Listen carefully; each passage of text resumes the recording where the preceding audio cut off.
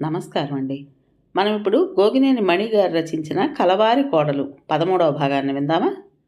శంకరం చూపులు ఒక సెకను సేపు రజిత మీదకు తిరగటంతో నాకు విషయం ఏమిటో కొంచెం అర్థమైంది. నిజానికి నేను శంకరాన్ని ఏం అడగలేదు. అయినా అలా చెప్పాడంటే పరోక్షంగా రజితకు ఆ మాటల్ని చెప్పాలనే అయ్యుంటుంది. వాళ్ళ తాతగారితో రజిత దురుసుగా మాట్లాడిన విధానాన్ని ఇలా ఖండిస్తున్నాడు కాబోలు. నేనెప్పుడు అడిగాను అని తనను ప్రశ్నించకుండా అర్థం చేసుకుంటాననే నమ్మకం నాపై ఉందన్నమాట. శంకరం చేతులు జోడించి మళ్ళీ వెళ్ళొస్తానని చెబుతుంటే ఉండమని చెప్పి మొన్న ఈ మధ్య విష్ణు నాకు ఇచ్చిన ఖరీదైన పెన్ సెట్ తీసుకొచ్చి ఇచ్చాను. ఆ బాక్స్లో 3 పెన్నులున్నాయి. ఆ బాక్స్ తీసి చూసి చాలా ఆనందంగా థ్యాంక్స్ చెప్పాడు. అక్కయ్య గారు, ఒకటి మామూలుగా రాసుకోవడానికి, ఒకటి ఎగ్జామ్స్కి, ఇంకొకటి జాగ్రత్తగా దాచి మేము ఏ ఊరు వెళ్ళినా అక్కడి నుండి ఈ పెన్నుతో మీకు ఉత్తరాలు రాస్తాను చిరునవ్వుతో అన్నాడు. తప్పకుండా అలాగే చేయాలి, నేను సంతోషంగా అన్నాను. శంకరం మాటలు వింటే ఎవరికైనా ఆప్యాయంగా దగ్గరకు తీసుకోవాలనిపిస్తుంది. అలాంటి ఆకర్షణ ఏదో శంకరంలో ఉంది. శంకరం వెళ్ళిపోగానే బొమ్మల్లా నిలబడిపోయి చూస్తున్న అందరిలో చలనం వచ్చింది. పని ముగించడానికి హడావిడి పడ్డారు. తన మాటల వల్లే నారాయణరావు గారు ఖాళీ చేసి వెళ్ళిపోయారని రజితకి అర్థమైనట్టుంది. ఈ ముసలాయనకి కొంచెం చాదస్తం ఉన్నట్టుంది అంటూ గట్టిగా నిట్టూర్చింది. ఎప్పుడో పడగొడతామని చెబితే ఈవేళ రేపో అన్నట్లుగా కంగారెందుకో ఖాళీ చేసేసారు. అయినా ఇది మంచిదే, మనం చెప్పి ఖాళీ చేయించాల్సిన అవసరం లేకుండా వాళ్ళే వెళ్ళిపోయారు. ఏదైనా సరే నేను మనసులో దాచుకోను, పైకే చెప్పేస్తాను. నాకు మనసులో ఏం ఉండదు అంది. గిన్నెలో లేనిది గరిటలోకి ఎలా వస్తుందమ్మా? ముత్యాలు నీరజతో అంది. గిన్నెలో చాలా కొద్దిగా ఉన్న పిండిని శబ్దం చేస్తూ స్పూన్లోకి తీయబోతున్నందుకే యథాలాపంగా అలా అన్నదా, లేక మనసులో లేనిది మాటల్లోకి మాత్రం ఎలా వస్తుందని పరోక్షంగా రజితను ప్రశ్నించిందా? నేను విచిత్రంగా చూశాను. రజిత ఏం పట్టించుకోలేదు కాబట్టి గాలివాన రాలేదు. నారాయణరావు గారు వాళ్ళు వెళ్ళిపోయినందుకు విష్ణు బాధపడ్డారు. నారాయణరావు గారి అబ్బాయికి ఇంకో సంవత్సరంలో ఆంధ్రప్రదేశ్కి ట్రాన్స్ఫర్ వస్తుందని అనుకుంటున్నారు. అప్పుడు ఏ ఊరికైతే అక్కడికే వాళ్ళు వెళ్ళిపోయే ఉద్దేశంలో ఉన్నారు. ఈలోపుగా ఇలా వెళ్లాల్సి రావడం బాగాలేదని అనుకున్నారు. ఆ మర్నాడే అత్తయ్య నీరసం తోడు తీసుకుని నారాయణరావు గారు మారిన ఇంటికి 2 బుట్టల నిండా పళ్ళు, వాళ్ళందరికీ కొత్త బట్టలు తీసుకుని వెళ్ళొచ్చారు. విష్ణు వైజాగ్ వెళ్లాల్సిన పని ఉందని నన్ను సరదాగా రమ్మన్నారు. నాన్నగారు నానమ్మ అక్కడ లేరు, పద్మ కూడా లేదు. విజయనగరంలో జాబ్లో చేరింది. అందుకనే రానని చెప్పేశాను. విష్ణుకి తీరిక దొరికాక నాన్నగారి దగ్గరకే వెళ్ళాలి. ఆ రోజు ఎప్పుడొస్తుందో. నాన్నగారు నన్ను అత్తవారింటి సంగతులు అడిగితే దాచాల్సిన అవసరం లేకుండా ఆనందంగా చెప్పగలిగే పరిస్థితి ఉండాలి. నువ్విక్కడున్నావా, నీకోసం ఇల్లంతా వెతికాను అంటూ రజిత వచ్చింది. సాయంకాలం చల్లగాలికి వెనక బాల్కనీలో కుర్చీ వేసుకుని పుస్తకం పట్టుకున్నాను. లోపలికి వెళ్ళి రజిత కూడా ఓ కుర్చీ తెచ్చుకుని కూర్చుంది. అబ్బా, ఇప్పుడు చూడు, ఇక్కడ కూర్చుంటే ఎంత బాగుందో. అవుట్ హౌస్లో వాళ్ళుంటే చాలా చిరాగ్గా ఉండేది అంది. నేను ఇంతకుముందే మనుషుల అలికిడి లేక కళావిహీనంగా ఉందని అటు చూస్తూ అనుకున్నాను. ఒకే విషయం ఒక్కొక్కరికి ఒక్కో రకంగా అనిపిస్తుంది. దృష్టి భేదం అంటే ఇదే కాబోలు. పుస్తకం పక్కన పెట్టేశాను. రజిత ఏదో చెప్పాలనుకుంటోందని తెలుస్తోంది. ఉపోద్ఘాతం లేకుండా మొదలుపెట్టేసింది. శాంతమ్మ కొడుకు రంగా చదువుతున్నాడంటే ఏదో అనుకున్నా, మెడిసిన్ అట కదా. ఆస్తిపాస్తులు లేకపోయినా వంటావిడ కొడుకే అయినా డాక్టర్ కదా అని నేను సంబంధం చూశాను. మా పిన్ని అంటే దూరం బంధుత్వమేలే. ఒకప్పుడు బాగా ఉన్నవాళ్లే. ఈ మధ్య వ్యాపారంలో కొంచెం దెబ్బతిన్నారు. అందుకే వాళ్ళ అమ్మాయిని ఇవ్వడానికి ఒప్పుకున్నారు. అదేలే, నేనే నచ్చచెప్పి ఒప్పించాను. వంట మనిషి కొడుకంటే వాళ్ళకు కొంచెం నామర్ధాగా ఉంటుందిగా. నేను చెప్పేసరికి సరే అన్నారు. శాంతమ్మకు చెప్పావా? చెప్పాను. అసలు తన కొడుకుని చదివిస్తున్నది మనమేగా, లేకపోతే ఎక్కడుండేవాడో. సంబంధం చెప్పగానే ఎగిరి గంతేసి ఒప్పుకోవాల్సింది పోయి పెద్దవాళ్లతో మనకెందుకమ్మా, వాడికి నచ్చిన అమ్మాయిని చేసుకుంటాడని చెబుతోంది. మంచి మాటేగా. ఏం మంచి, గడమంచి. నచ్చిన అమ్మాయి అంటే ప్రేమించి పెళ్లి చేసుకోవడమేగా. తాడు బొంగరం లేని వాళ్ళు ఎవరినో చేసుకుని తీసుకొస్తే శాంతమ్మకు అప్పుడు తెలిసొస్తుంది. ఈ రోజుల్లో చాలామంది పిల్లలకు 4 అక్షరం ముక్కలు చెప్పించేసి ప్రేమించి పెళ్లి చేసుకోండని వదిలేస్తున్నారు. ఇంకా కొందరైతే పెళ్లి ఖర్చులు కూడా దండగని సంతకాలు పెళ్లి చేసి చేతులు దులిపేసుకుంటున్నారు. మాట వరుసగా చెబుతున్నా, నిన్ననుకునేవు. అనుకోను, ఇష్టపడి చేసుకోవటమే ముఖ్యం కానీ పెళ్ళి ఏ రకంగా జరిగినా ఒకటేనని మేము నిర్ణయించుకున్నాం. పెద్దవాళ్ల ప్రమేయం లేదు. అంటే బావకి ఇష్టం లేకపోయినా ఒప్పించి మా పెళ్లి చేశారనేగా అంటున్నావు? కొంచెం రుసరుసలాడింది. అలా నేనెందుకంటాను? కృష్ణప్రసాద్కి ఇష్టం లేదన్న సంగతి ఇప్పుడు నువ్వు చెబితేనే వింటున్నాను. నాకు తెలియనే తెలియదు. పెద్దవాళ్ళ మాట విన్నాడు కాబట్టే పెళ్ళి అంగరంగ వైభవంగా జరిగింది. ఎంత బంగారంతో వచ్చాను. ఏ డాక్టర్నో చేసుకుంటే ఏముంది, మెడలో ఓ స్టెతస్కోప్తో దిగిపోయేది అంది పెదవి విరుస్తూ. స్టెతస్కోప్ అని ఎంత తేలిగ్గా అనేసింది. అది చేతిలోకి రావాలంటే తెలివితేటలు, కృషి, పట్టుదల ఎంత ఉండాలి. పెద్దవాళ్ళు కొనిపెట్టిన బంగారానికే కానీ డాక్టర్ పట్టాకేం విలువ లేదన్నమాట తన దృష్టిలో. అది సరే కానీ నేను చెప్పిన సంబంధం గురించి శాంతమ్మతో నువ్వు మాట్లాడు అంది. నేనెందుకు మాట్లాడటం? ఆశ్చర్యంగా అడిగాను. నేనేదైనా సూటిగా కుండ బద్దలు కొట్టినట్టు మాట్లాడేస్తాను. కొందరికి అది నచ్చదుగా. నువ్వైతే శుతిమెత్తగా మాట్లాడగలవు. ఈ సంబంధం వదులుకుంటే మళ్ళీ ఇలాంటిది దొరకదని శాంతమ్మకు నచ్చజెప్పు. పెళ్లి ఖర్చులే కాదు, ఆ తర్వాత కూడా రంగా సంగతులన్నీ వాళ్లే చూసుకుంటారు. శాంతమ్మకి ఏ బాధ్యత ఉండదు. హాయిగా ఏ ఓల్డేజ్ హోమ్లోనో ఉండిపోవచ్చు. నేను అదిరిపడి ఓల్డేజ్ హోమ్లో ఎందుకుంటుంది, కొడుకు దగ్గర ఉండకుండా అడిగాను. ఈ రోజుల్లో పెద్దవాళ్ళు పిల్లల దగ్గర ఉంటున్నారా? అలాంటి హోంలో ఉండడమే పెద్దలకి పిల్లలకి సుఖంగా ఉంటుంది. మొన్న మధ్య శాంతం మంది ఉద్యోగం వచ్చాకైనా కొడుకు దగ్గర ఉండదట. తనకి కాలు చెయ్యి ఆడినంతకాలం ఇలా పనిచేస్తూ పెద్దత్త దగ్గరే ఉంటానంటోంది. అత్తయ్య అంటే శాంతమ్మకు అంత అభిమానం. కృతజ్ఞత చూపించటం అనేది కూడా మంచి మనసున్న వాళ్ళకే సాధ్యపడుతుంది. పని వాళ్ళతో మనకు అభిమానాలేమిటి? ఇలాంటి మాటలంటే నాకు గొప్ప చిరాకు. మనం డబ్బు పడేస్తాం, వాళ్ళు పని చేస్తారు, అంతవరకే. మా ఇంట్లోనూ 10 మంది పనివాళ్ళు ఉన్నారు. వాళ్ళని చూస్తుంటాగా. ఎంత బాగా చూసినా సరే ఎవరైనా 10 రూపాయలు ఎక్కువ ఇస్తామంటే మనల్ని వదిలేస్తారు. అలా ఉంటాయి అభిమానాలు. నాకు తెలీదా? అందరూ ఒకలా ఉండరు. రాముళ్లాంటి రాజు ఉన్నప్పుడే హనుమంతుడిలాంటి బంటూ ఉంటాడని సామెత. నేనొకటి చెబుతూ ఉంటే నువ్వు ఇంకేదో అంటావు. పిల్లాడి తల్లి వంట మనిషిని ఎవరికీ తెలీదు. ఏ ఓల్డేజ్ హోమ్లోనో ఉంటుందిలే అన్నాకనే మా పిన్ని వాళ్ళు ఈ పెళ్లికి ఒప్పుకున్నారు. ఆవిడ ఇక్కడే వంట చేసుకుంటానంటే వాళ్ళకి నామోషిగా ఉండదా? తెలివి తక్కువగా ఈ సంబంధం పోగొట్టుకోవద్దని శాంతమ్మకు నచ్చజెప్పు. చెప్పను. శాంతమ్మకు ఆత్మాభిమానం ఎక్కువే. ఇలాంటి సంబంధానికి ఒప్పుకోదు. తల్లి గురించి తెలియకూడదనే షరతు ఉంటే ఎంత గొప్ప సంబంధమైనా సరే రంగాయే కాదు ఏ కొడుకు అంగీకరించడు. ఒకవేళ ఎవరైనా అంగీకరిస్తే అలాంటి వాడిని చీకొట్టాల్సిందే. నా మాటలు రజితకు ఎంత కోపాన్ని తెప్పించాయో ఎర్రబడిన తన మొహాన్ని చూస్తుంటే తెలుస్తోంది. ఎందుకో కానీ ఆవేశాన్ని వెళ్ళగక్కకుండా కొంచెం తమాయించుకోవడానికి ప్రయత్నిస్తున్నట్లుగా కనిపించింది. ఇంతలో చిన్నత్తయ్య మాటలు వినిపించి ఇద్దరం వెనక్కి తిరిగి చూసాం. లాయర్ రామబ్రహ్మం గారు, భవానీ గారు వచ్చారు. మీ అమ్మగారి నగలట. మీ నాన్నగారు వాళ్లతో పంపించారు. ముందు చెప్పకుండా ఇంత హఠాత్తుగా ఎందుకు పంపించినట్లు? ఆశ్చర్యంగా ఉంది. లేచి నిలబడ్డాను. రజిత వ్యంగ్యంగా నవ్వింది. మీ అమ్మగారికి బడిపంతులు భార్యగారికి ఎన్ని నగలున్నాయని ప్రత్యేకంగా పంపించారో. ఆ వజ్రవైఢూర్యాల నగల్ని పద చూద్దాం అంది. మాటల్లోకి వెళ్ళగక్కకుండా అప్పటి వరకు బిగబట్టి ఆపుకున్న కోపాన్ని నన్ను ఎగతాళి చేయడానికి ఇలా ఉపయోగించుకుంది. నేనేం మాట్లాడలేదు కానీ చిన్నత్తయ్య మాత్రం నిరసనగా చూస్తూ, అవును, నువ్వు చూడాల్సిందే, రా అన్నారు. హాల్ పక్కనుండే ఆఫీస్ రూమ్లో అంకుల్ వాళ్ళు, అత్తయ్య కూర్చునున్నారు.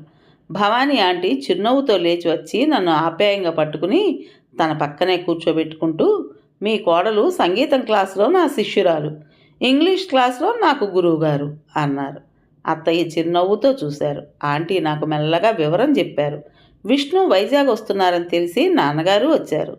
తాతగారి ద్వారా వచ్చిన ఆస్తిపాస్తుల వివరాలు చెప్పి సంబంధించిన డాక్యుమెంట్స్ అన్నీ అప్పగించారు. అంకుల్ ఆంటీ వాళ్ళ ఫ్రెండ్ సిఐ గారు ఈ ఊరికే పెళ్లికి బంధువుల ఇంటికి వస్తున్నారట. సిఐ గారు కూడా ఉండడంతో సెక్యూరిటీ ఉంటుందని నాన్నగారు లాకర్లో నగలను కూడా వాళ్ళతో పంపించారట. ఒక సూట్ కేసు తెరిచి అంకుల్ తన షర్టు జేబులో ఉన్న కాగితం తీసి లిస్ట్ చదువుతుంటే ఆంటీ అన్నీ తీసి చూపించారు. మొదటిసారిగా నేను అప్పుడే చూశాను. వడ్డాణం, వంకీలు, రకరకాల హారాలు, నెక్లెస్లు, గాజులు ఏమిటేమిటో ఉన్నాయి.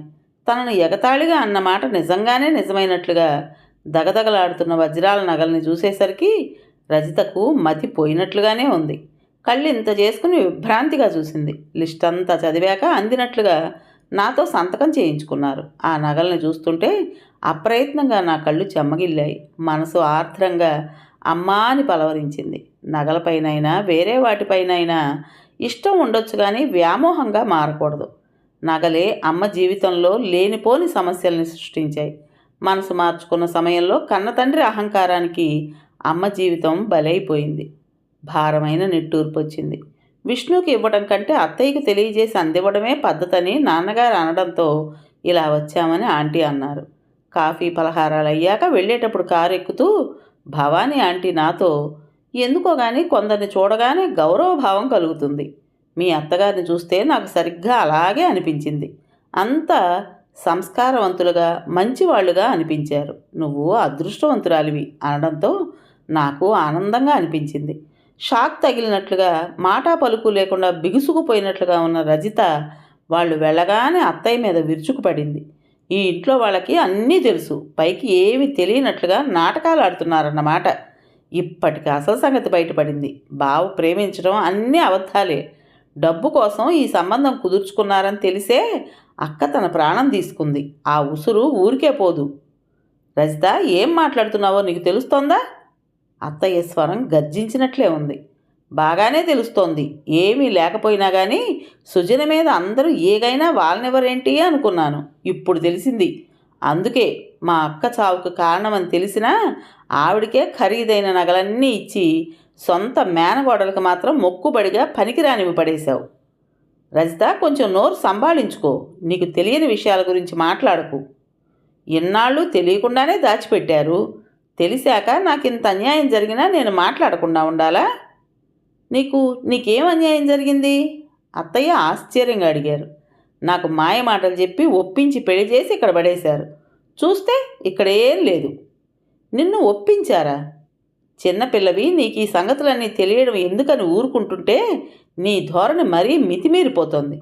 మీ నాన్న పరంధామయ్య నా చేతులు పట్టుకుని వ్యాపారంలో బాగా దెబ్బతినున్నాను, పిల్లాడికి ఇవ్వడానికే ఏమీ లేదు అని ప్రాధేయపడితే నేనే పెళ్లి ఖర్చులు నగలు అన్నీ భరించి మేనగోడలవని చేసుకుంటే నీకు అన్యాయం జరిగిందని మాట్లాడుతున్నావు.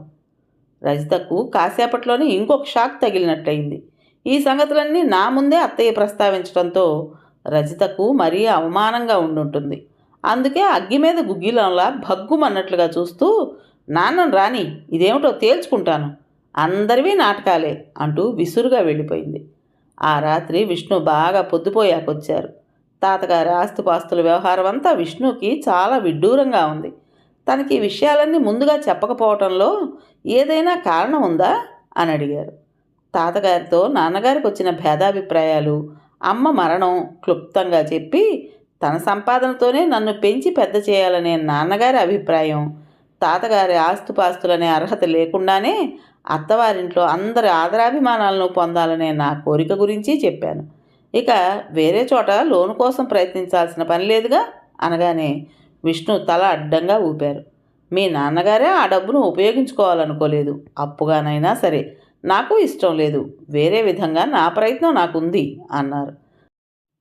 నేనేదో చెప్పబోతుంటే ఆ టాపిక్ వద్దన్నట్లుగా చేయి చూపించేసరికి నేను మాట్లాడలేదు. నిట్టూర్చి ఊరుకున్నాను. ఒక్క క్షణం తదేకంగా పరికించినట్లుగా చూసి, నువ్వు అందమైన వ్యక్తిత్వం కల అమ్మాయివనే అనుకున్నాను. ఒక అద్భుతంలా కనిపిస్తున్నావు అన్నారు చిరునవ్వుతో. చిన్న సవరణ. నేను ఒక అద్భుతమైన వ్యక్తి కూతుర్ని మాత్రమే అన్నాను. నిజం అన్నట్లుగా తల ఊపి, మామగారి ద్వారా సంక్రమించిన అంత ఆస్తి ఉండి మీ నాన్నగారు అలా సాధారణ జీవితాన్ని గడపటం నిజంగా గొప్ప సంగతే అన్నారు. నాన్నగారి వ్యక్తిత్వం ప్రభావం నా మీద ఉంది. పుస్తక పఠనం, నిరాడంబరత, సేవాభిలాష ఇవి నాన్నగారి దగ్గర నుండి కొంచెంగా నాకు అలవడినాయి అనుకుంటాను. ప్రస్తుతానికి అన్నీ లాకర్లో ఉంచి ఏం చేయాలనేది నాన్నగారితోనూ చర్చించి ఒక నిర్ణయానికి రావచ్చని ఇద్దరం అనుకున్నాం. మేము ఆలోచించవలసిన అవసరం లేకుండా పయనించవలసిన మార్గం ముందే నిర్దేశింపబడి ఉందనే సంగతి కొన్నాళ్లకే తెలిసింది. ఆ మర్నాడే కోదండం గారు వచ్చారు. అందరూ కూర్చున్నప్పుడు రజితను కొంచెం గట్టిగానే దండించారు. రజితను పెంచుకున్న పరంధామయ్య గారికి ఆ తర్వాత కొడుకు పుట్టాడు. అందుకని వ్యాపారంలో దెబ్బతిన్నామనే సాకుతో రజితకు ఆస్తిలో చిల్లిగా ఇవ్వకపోయినా కోదండం గారు కించిత్తు కూడా బాధపడలేదట. కానీ ఇప్పుడు పిల్లను గారాబంగా పెంచారే కానీ కొంచెమైనా క్రమశిక్షణ అలవర్చకుండా పెద్దలతో ఎలా మాట్లాడాలనే మాట తీరును వినయాన్ని నేర్పించనందుకు చాలా బాధగా ఉందన్నారు. ఇప్పుడైనా గట్టిగా మందలిస్తూ రజితను దారిలో పెట్టాల్సిన బాధ్యత అత్తయ్యదేనంటూ నన్ను చూసైనా ప్రవర్తన సర్దిద్దుకోమని రజితకు సలహా ఇచ్చారు. ఆశ్చర్యంగా రజిత కోపం తెచ్చుకోకుండా ప్రశంసావాక్యాలను వింటున్నట్లుగా ముసిముసిగా నవ్వుకుంటూ ఎటో చూస్తూ కూర్చుంది. కోదండం గారు రజితను నిజంగానే కోప్పడుతున్నారో లౌక్యాన్ని చూపిస్తున్నారో అర్థం కాలేదు. చివరగా ఆయన, మేనగోడలివి, నీకు అన్యాయం జరిగితే మీ అత్తయ్య ఊరుకుంటుందా? అన్నీ మీ అత్తగారికే వదిలేసి నువ్వు నిశ్చింతగా ఉండు, అనవసర విషయాలు నీకెందుకు అని రజితకు చెప్పారు. అత్తయ్య ఏం మాట్లాడకుండా నిశ్చలంగా ఉన్నారు. చిన్నత్తయ్య మాత్రం మెల్లగా, ఇప్పుడు అన్యాయం ఏం జరిగింది? పండు పాలల్లో పడ్డట్టుగా ఉంది కానీ గొణుక్కున్నారు. ముందు రోజు రజిత అన్యాయం జరిగిందన్నట్లుగా మాట్లాడింది. ఇప్పుడు కోదండం గారి అభిప్రాయం అలాగే ఉంది. అన్యాయం ఏమిటో మరి? ఈ విషయం కూడా తర్వాతనే నాకు అర్థమైంది. ప్రోగ్రాం ప్రకారం విష్ణు సింగపూర్ వెళ్ళారు. అక్కడి నుండి అవసరమైతే చికాగో కూడా వెళ్లాల్సి ఉంటుంది. ఎన్ని రోజులు ఉండాల్సి వస్తుందనేది తెలియదు. విష్ణు వెళ్ళిన మర్నాడే కృష్ణప్రసాద్, కోదండం గారు బెంగళూరు వెళ్ళారు. కోదండం గారికి తెలిసిన వాళ్ళెవరో అక్కడ హాస్పిటల్ బ్రహ్మాండంగా కట్టారట. కోదండం గారు పని మీద వెళ్తూ కృష్ణప్రసాద్ ఆ హాస్పిటల్ చూడటం ప్రయోజనకరంగా ఉంటుందని అతన్ని ప్రయాణానికి ఒప్పించారు. శంకరం వచ్చాడు. వాళ్ళ స్కూల్ యానివర్సరీ ఫంక్షన్ ప్రోగ్రాంలో తను స్వామి వివేకానందగా ఏకపాత్రాభినయం చేస్తున్నానని మమ్మల్ని రమ్మని పిలిచాడు. నీరజ ఎగ్జామ్స్ ఏవో ఉన్నాయి అంది. రజిత తనకి ఏదో పనుందని చెప్పింది. శంకరం వెనక నిలబడి బాబోయ్ బోర్ అన్నట్లుగా యాక్షన్ చేసింది. ఈ మధ్య రజిత ప్రవర్తనలో, మాట తీరులో చాలా తేడా కనిపిస్తోంది. అందరినీ చిన్నచూపుతో విమర్శించడం, చిన్న విషయాలకే కోపం తెచ్చుకోవడం అవేవీ లేవు. ఎందువలన వచ్చినా కానీ ఆ మార్పు అందరికీ ఆనందంగానే ఉంది. నేను తప్పకుండా వస్తానని చెప్పాను. నా దగ్గరున్న వివేకానంద ఉపన్యాసాలు, జీవిత చరిత్ర పుస్తకాలు శంకరం ఒకసారి చూశాడు. వివేకానందుని పట్ల నాకున్న ఆరాధన తెలిసే పిలిచాడని అనుకున్నాను. ప్రోగ్రాం బాగా జరిగింది. వివేకానందల శంకరం వేషధారణ, ఉపన్యాసం ఇచ్చిన విధానం అన్నీ చాలా బాగున్నాయి. ఇంటికి వచ్చేసరికి రాత్రి 10 గంటలు అవుతోంది. కారు దిగి డ్రైవర్ని వెళ్ళిపోమ్మని చెప్పాను. హాల్లోకి అడుగు పెట్టబోతూ ఆగు, ఆగక్కడ, ఆ గర్జన విని ఉలిక్కిపడ్డాను. ఎవరు అలా అరిచింది? ఆలోచిస్తూ అటు ఇటు చూస్తూనే 2 అడుగులు వేసేసరికి మళ్ళీ అలాగే ఆగు అనే అరుపులాంటి కేకకి కొయ్యబారినట్లుగా నిలబడిపోయాను. చేతిలో నుండి జారిపడిన పర్సును తీసుకున్నాను. ఇంట్లో ఏదో అసహజ వాతావరణం. అర్థం కాలేదు. హాల్లో చివరగా అటువైపుకు ముఖం పెట్టి ఎవరో కూర్చుని ఉన్నారు. మెడ వరకు జుట్టు, కాషాయ రంగు పంచె మాత్రమే కట్టుకున్నారు. ఎవరో ఇద్దరు ఇరుపక్కలా ఉండి నెమలీకల విసనకర్రతో మెల్లగా విసురుతున్నారు. అత్తయ్య, చిన్నత్తయ్య అక్కడే నిలబడున్నారు. రజిత, నీరజ బిక్కమొహాలతో కూర్చునున్నారు. ఇంతలో మళ్ళీ ఖంగుమంటూ అదే స్వరం. కథ పేరు కలవారి కోడలు. రచించిన వారు గోగినేని మణి గారు. ఇంతటితో ఈ కథలోని 13వ భాగం పూర్తయింది. విన్నారు కదండి. మరి ఈ కథ మీకు నచ్చిందా? నచ్చినట్టయితే లైక్ చేసి మరో నలుగురికి షేర్ చేయండి. అలాగే ఈ కథ పైన మీ విలువైన అభిప్రాయాన్ని కామెంట్ బాక్స్లో తప్పకుండా తెలియజేస్తారు కదా. మరి ఇంత మంచి కథను మనకు అందించిన రైటర్ గారికి మనస్ఫూర్తిగా మనందరి తరపున ధన్యవాదాలు తెలియజేసుకుంటూ, కొత్త వాళ్ళు కనుక మన ఛానల్ చూస్తున్నట్టయితే తప్పకుండా సబ్స్క్రైబ్ చేసుకోండి. ఉంటానండి.